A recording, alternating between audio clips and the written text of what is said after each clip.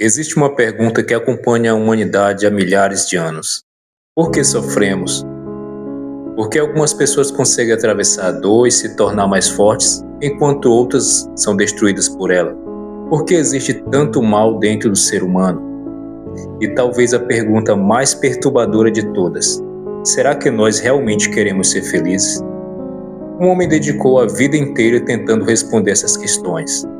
Ele não foi um cientista, não foi um filósofo tradicional, não foi um líder religioso.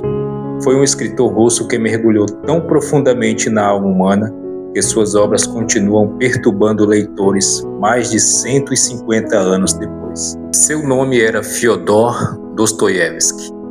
Mas o que torna sua história tão extraordinária não são apenas os livros que escreveu. É o fato de que ele viveu aquilo que escreveu. Dostoiévski conheceu a pobreza, conheceu o medo, conheceu a humilhação, conheceu a prisão e chegou tão perto da morte que ouviu seus próprios últimos segundos sendo contados. Talvez seja justamente por isso que suas palavras possuem um peso diferente. Elas não nasceram da teoria, nasceram da experiência.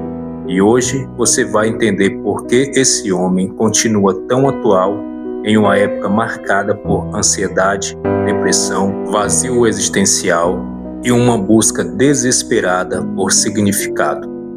Porque a verdade é que Dostoiévski não escreveu apenas sobre os seres humanos, ele escreveu sobre você.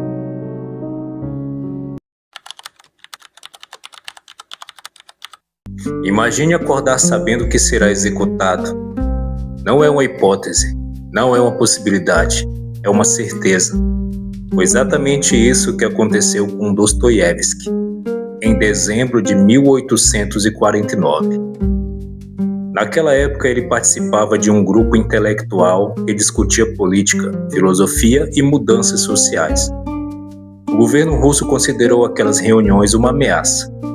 Os participantes foram presos, entre eles estava o jovem escritor. Meses depois, veio a sentença de morte. Dostoiévski e seus companheiros foram levados para uma praça pública. O frio era intenso. Soldados cercavam o local. A multidão observava. Os condenados vestiam roupas especiais para a execução. Alguns começavam a rezar, outros choravam, outros permaneciam em silêncio. Dostoiévski acreditava que aqueles eram seus últimos minutos de vida. Ele viu os primeiros homens serem posicionados diante do pilotão de fuzilamento. Tudo estava pronto. Os rifles estavam apontados. A ordem poderia ser dada a qualquer instante. Então aconteceu algo inesperado. Um mensageiro chegou trazendo uma carta. A execução estava cancelada. Era uma ordem do czar. A pena havia sido convertida para trabalhos forçados na Sibéria. Hoje sabemos que tudo aquilo foi uma encenação cruel. O perdão já havia sido decidido antes. O objetivo era quebrar psicologicamente os condenados, e funcionou. Mas também produziu algo que ninguém esperava. Naquele dia, Dostoiévski passou a enxergar a vida de uma maneira completamente diferente. Quando alguém acredita que vai morrer em poucos minutos, coisas que pareciam importantes deixam de ser. As máscaras caem, as ilusões desaparecem. Você começa a enxergar o que realmente tem valor. Anos depois, ele escreveria que aqueles minutos diante da morte mudaram sua alma para sempre. Porque quando você encara o fim de verdade, cada segundo de vida passa a parecer um presente. A maioria das pessoas conhece Dostoiévski pelos livros. Poucas conhecem a intensidade do sofrimento que existia por trás deles. Após escapar da execução, ele foi enviado para a Sibéria. Imagine passar anos vivendo entre criminosos, assassinos e homens considerados os piores da sociedade. Foi exatamente isso que aconteceu. Ele dormia em alojamentos precários, enfrentava frio extremo, trabalhava em condições brutais, perdeu praticamente toda a liberdade, mas foi ali que algo surpreendente aconteceu. Enquanto muitos enxergavam apenas monstros, Dostoiévski começou a enxergar seres humanos, pessoas quebradas, pessoas violentas, pessoas culpadas, mas ainda assim humanas. Ele percebeu algo que o acompanharia pelo resto da vida. O bem e o mal não vivem em lados opostos. Eles coexistem dentro de cada pessoa. Depois da prisão, as dificuldades continuaram. Ele enfrentou dívidas enormes, perdeu familiares importantes, sofreu com epilepsia. Muitas vezes não sabia como pagaria as contas. Muitas vezes sentiu desespero, e talvez seja por isso que seus personagens parecem tão reais.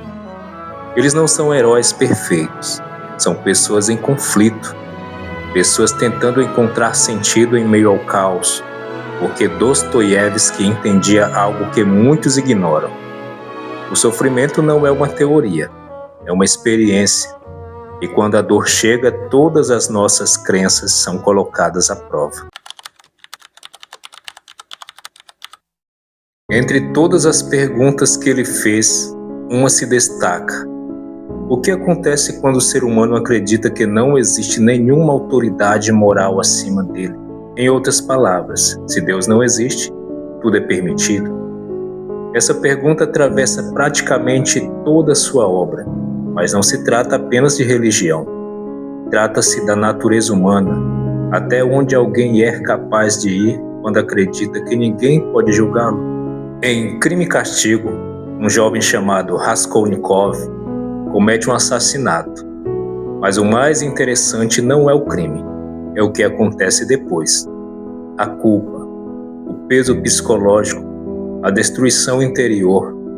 Dostoiévski mostra que existem prisões muito mais dolorosas do que grades de ferro. Existem prisões dentro da consciência. Em Memórias do Subsolo, ele apresenta outro problema. O ser humano realmente quer aquilo que diz querer? Se recebemos conforto, segurança e felicidade, estaremos satisfeitos?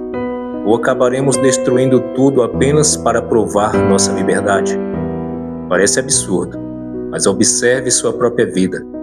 Quantas vezes você sabia exatamente o que precisava fazer e mesmo assim fez o contrário? Quantas vezes sabotou a si mesmo? Quantas vezes trocou o que era importante por algo imediato? Dostoiévski percebeu que o ser humano é muito mais contraditório do que gosta de admitir. E talvez seja justamente por isso que sua obra continua tão relevante. Ela nos obriga a olhar para partes de nós mesmos que preferimos ignorar. Agora pense no mundo moderno.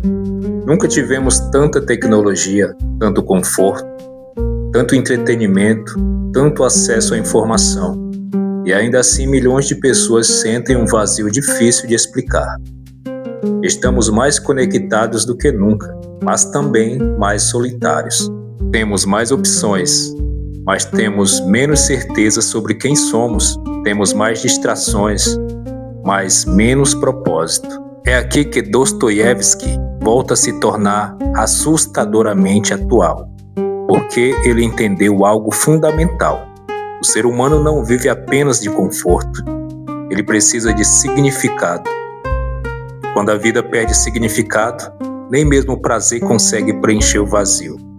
Você pode ganhar dinheiro, pode alcançar status, pode conquistar reconhecimento, mas se não encontrar uma razão para existir, algo continuará faltando.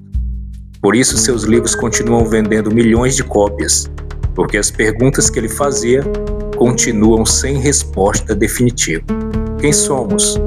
Por que sofremos? Como devemos viver? O que realmente importa? São perguntas antigas, mas continuam tão urgentes quanto sempre foram.